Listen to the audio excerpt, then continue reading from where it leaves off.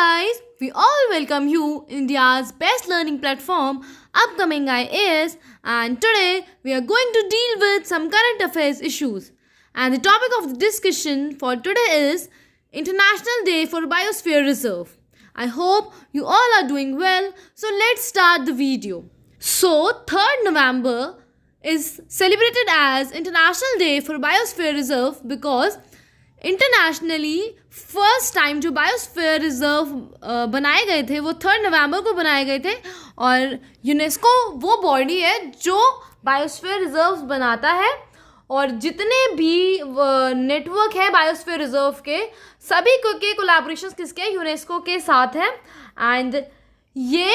basically UNESCO का man in biosphere programme होता है MAB उसके कैटेगराइजेशन के थ्रू कैटेगराइज करा जाता है इसके अंदर एंड बेसिकली बायोस्फीयर रिजर्व और हम कहें कि मैन एंड बायोस्फीयर प्रोग्राम जो है यूनेस्को का वो इसलिए होता है कि जिससे कि हम अपने नेचर को अपने एनवायरनमेंट को या फिर जो भी हमारी स्पीशीज़ वहाँ पे प्रेजेंट है प्लांट्स की एनिमल्स की बर्ड्स की इंसेक्ट्स की या फिर जो भी हमारा एरिया है वो पर्टिकुलर या फिर कोई हिस्टोरिकल ऑब्जेक्ट है इन सबको प्रिजर्व करके रखने के लिए बनाए जाते हैं बायोस्फीयर रिजर्व्स एंड इसके अंदर ही किसकी क्राइटेरिया होता है कि मैन एंड बायोस्फीयर प्रोग्राम का ये यूनेस्को का है इसके थ्रू इसके अंदर बहुत सारी चीज़ें होती हैं फॉर एग्जांपल बायोस्फीयर रिजर्व के अंदर आपका नेशनल पार्क्स भी आते हैं वाइल्ड लाइफ सेंचुरीज भी आती हैं मैं ये नहीं कह रही कि सारी नेशनल पार्क्स या फिर wild life sanctuary biosphere reserve के अंदर आते हैं बट येस कुछ तो आते ही हैं और क्योंकि देखो नेशनल पार्क बेसिकली होता क्या है कि फ्लोरा एंड फौना की जो भी स्पीशीज़ हैं आप उनको प्रोटेक्ट करके रखें उन्हें कंजर्व करके रखें उन्हें इंडस्ट्रियलाइजेशन से दूर रखें वहाँ पे ह्यूमन उसे एक्सप्लॉइट ना कर पाए क्योंकि आपको पता ही है हम जिस भी चीज़ के अंदर घुस जाते हैं ना जिस भी चीज़ के अंदर ह्यूमन एंटर कर लेता है वहाँ पे तो एक्सप्लॉइटेशन होता ही है ओवर यूटिलाइजेशन होता ही है तो इन्हीं सभी चीज़ों से बचे रहने के लिए हम नेशनल पार्क्स बनाते हैं बायोस्फीयर रिजर्व्स बनाते हैं वाइल्ड लाइफ सेंचुरीज बनाते हैं बस डिफरेंस इनमें बहुत थोड़ा बहुत होता है कि कहीं कुछ मॉडरेट रिस्ट्रिक्शंस होती हैं कहीं किसी बफर जोन तक किसी को अलाउ होता है लाइक जो वहाँ के लोकल लोग होते हैं उनको कहीं पे कुछ और रिस्ट्रिक्शंस होती है डिफरेंस बस इतना सही होता है but yes national park and wild life sanctuaries biosphere reserve के अंदर आते हैं okay now I will brief you about the biosphere reserve तो स्टूडेंट्स देखो बायोस्फीयर रिजर्व का मेन पर्पस यही होता है कि जितने भी इंसिटू फॉर्म है लाइफ की हम उन्हें प्रिजर्व करके रखें उनके अंदर ह्यूमन इंटरवेंशन हम ना होने दें जिससे कि उनका एक्सप्लॉइटेशन ना हो या फिर ओवर यूटिलाइजेशन ना हो एंड इंसिटू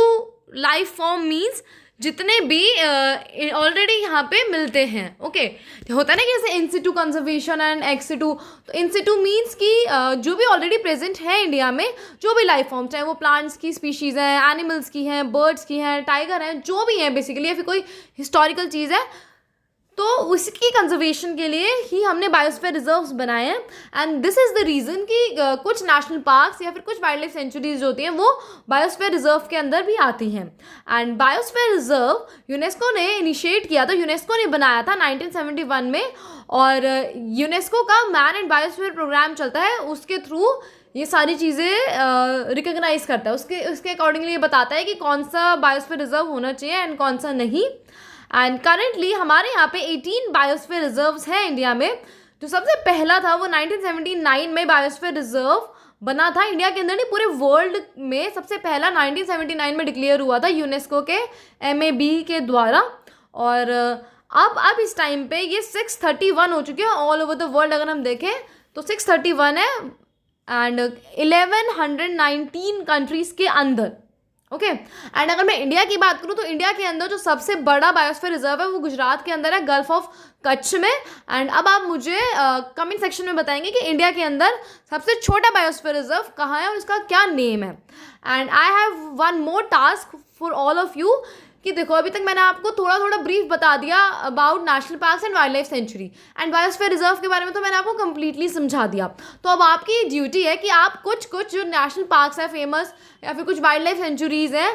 उनके अपने नोट्स बनाएंगे एंड बायोस्फीयर रिजर्व्स के भी बनाएंगे बट ऑब्वियसली क्योंकि बायोस्फीयर रिजर्व का टॉपिक पढ़ रहे हैं तो इसके तो बनाएंगे ही